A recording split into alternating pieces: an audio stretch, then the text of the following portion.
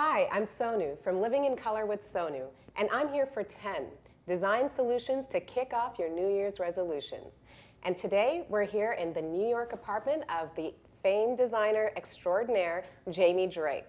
Jamie's going to help us with a resolution that he knows all about, and that's how to have more fun in 2010.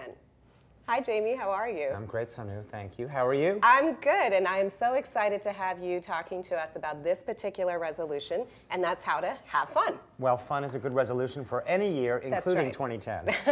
Absolutely. Well, with this new decade around the corner, I wanted to talk to you about it, especially because, to me, Jamie is the designer that personifies fun and just color and design and all these wonderful things coming together. So tell me, how do you do it so gracefully, and how can all of our audience members also learn a little bit about how to have fun with color and design? Well, I think that it's really important to embrace your personality, first of all, to get in touch with what really does express who you are. I don't think most of us would think of us as a bowl of porridge, a gruel-colored soup, right. A bit of oatmeal. I think that most people have that innately in them, and you really just have to embrace that for a beginning. So, Jamie, you are in this fabulous but temporary space, and many people are in that situation these days. We're not all in our ideal homes. So how do we bring color, design, and fun? And is it important to do that in your space? You know, I did it here in this space that I'm only here for a year by going through my archives, if you will, going to a storage unit that I had and bringing things out that I hadn't been using. As a designer, I did have that luxury. This table was one that I designed for Kips Bay 2009 this year.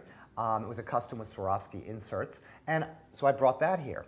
These L-shaped banquettes were actually made for another show house that I'd done a few years ago in the Hamptons. I had them recovered in a fairly reasonably priced fabric, sort of a neutral oyster-colored ground, but that has a sense of elegance to it. But now, for those of us who don't necessarily have these wonderful storage areas with fabulous finds, where do we start? Well, you know what? Everybody does have a throw pillow at home, Okay, probably. I'll give you that. That's true. Most of them probably are tired and old and aren't really adding anything more. Buy a half yard of fabric. If you're lucky enough to sew yourself or have somebody sew it up for you, all the better.